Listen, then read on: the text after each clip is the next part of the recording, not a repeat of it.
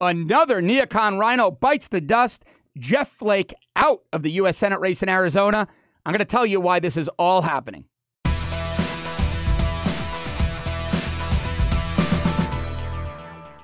I'm like a kid on Christmas morning today, okay? Jeff Flake, to me, is one of the most insufferable people ever to hold office. The guy praised Obama's Cuba policy. The guy praised the Iran deal. He was behind it. He loves illegal immigration. He's behind sanctuary cities, yet he goes out there and lies to Americans' faces, calling himself a principled conservative, a Republican conservative.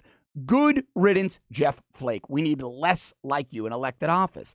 Now, this phenomenon started back in early September when Charlie Dent, Representative Charlie Dent of Pennsylvania's 15th congressional district, saw the writing on the wall, knew he couldn't win his primary because he was a solid establishment, Paul Ryan-esque guy, and decided to drop out. Luckily, the front runner there is a guy named Scott Eulinger, former naval commander, former CIA station chief, not a politician.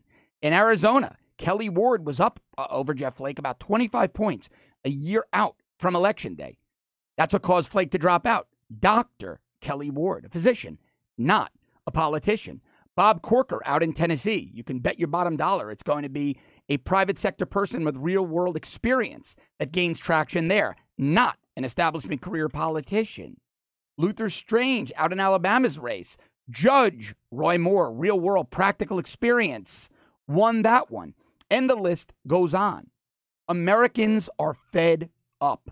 See, as much as Steve Bannon, my friend Sebastian Gorka, even President Trump go out there and campaign for these insurgent candidates, they're only a small part of why these insurgents are winning.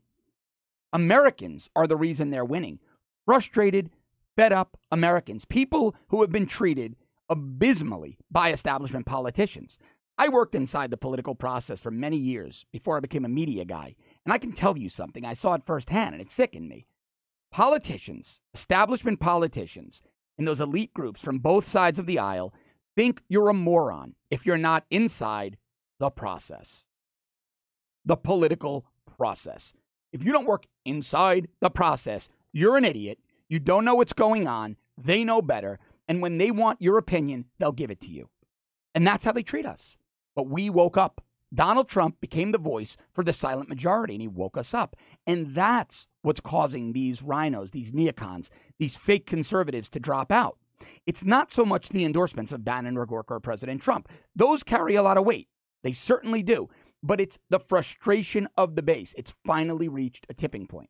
It's finally boiled over. They're sick of being told and being sold the same stale rhetoric over and over again, then losing and watching the establishment politicians shake hands and hug their far-left colleagues who always seem to win. The Democrats always seem to win because they're vicious, they're ruthless, and they go for theirs. While the Republicans sat back and said, okay, we're going to compromise with you. You don't have to compromise with us, but we're going to compromise with you, Democrats. Nancy Pelosi, you can get whatever you want. While Paul Ryan sits there with that dumb, smug look on his face and gets treated like a doormat by the Democrats. We're sick of it. We're over it. Anecdotally, I knew Trump was going to win. I jumped on with Trump in mid-2015, but I knew he was going to win when my friends in the NYPD were driving by construction sites in New York City, and they knew I supported him. I was vocal on air, and they said things to me like, man, every hard hat has a Trump sticker.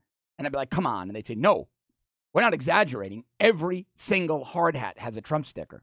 And let me tell you something. When the working people are behind you, when the people who are the foundation of America are enthusiastic about your candidacy and they want you as their president, you're going to win the presidency.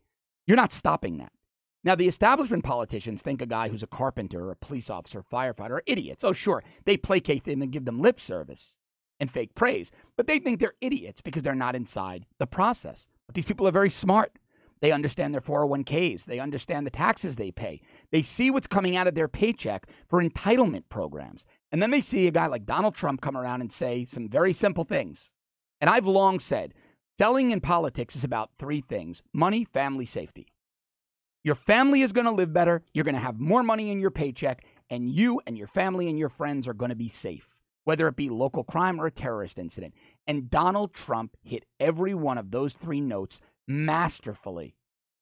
He told Americans, I care that you go to work and work hard every day. I want more money in your paycheck. I care about your families. I want them to live better. I don't want you to die in a terrorist attack, and I don't want your wife mugged and raped on her way home from work. And I'm actually going to put real-world solutions in place to help achieve those things. And he did.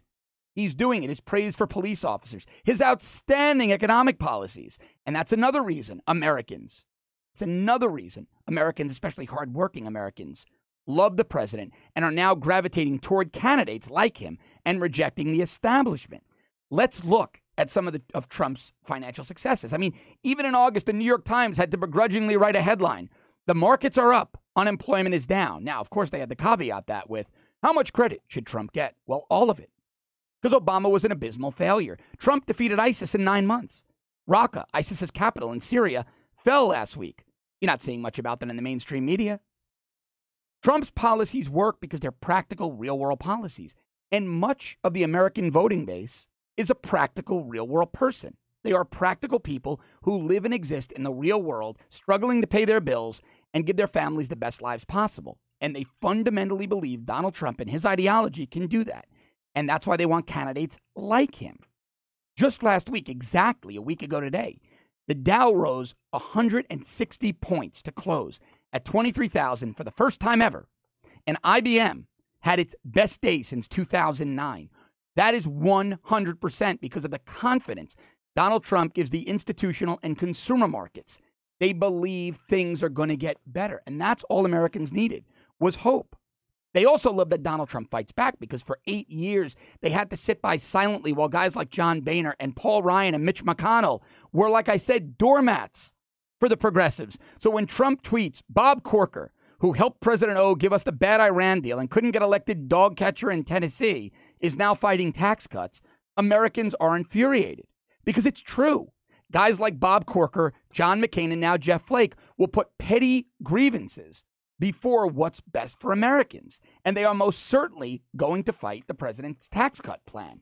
Now, we saw John McCain do this with Obamacare. He put his petty grievances with Trump above what was best for the health care of 300 plus million Americans. And it appears they're doing it again. They're once again putting their petty differences with the president in front of what's best for us. And it sure looks like Corker, McCain, and Flake will fight tax reform. And that will be an absolute travesty. And one other thing it will do, it will absolutely ensure that the establishment Republicans are done. It will kill the GOP establishment. It will be the last straw for most Americans. And part of me, I want tax reform more than anybody. I really do. But part of me almost hopes they try to block it and are unsuccessful. Because if they do, they're going to solidify what Americans feel about them. And you see, I'm thumbing through. I'm trying to find another tweet from Donald Trump that was just perfect. He wrote, here it is. The reason Flake and Corker dropped out of the Senate race is very simple. They had zero chance of being elected, now act so hurt and wounded. And he's 100% right. They've screwed Americans for decades, and now they're playing the victim. And that is precisely what Americans are rejecting. If you like this content as much as I clearly enjoy bringing it to you, especially content like this, please subscribe to our premium service at www.therebel.media/shows. John Cardillo will have a really, really great show for you tomorrow. You're going to want to see it. Sebastian Gorka is going to be joining me to discuss the Uranium One scandal and why these candidates are going to continue, these establishment candidates are going to continue to drop out. Tune in tomorrow. Thanks for watching today.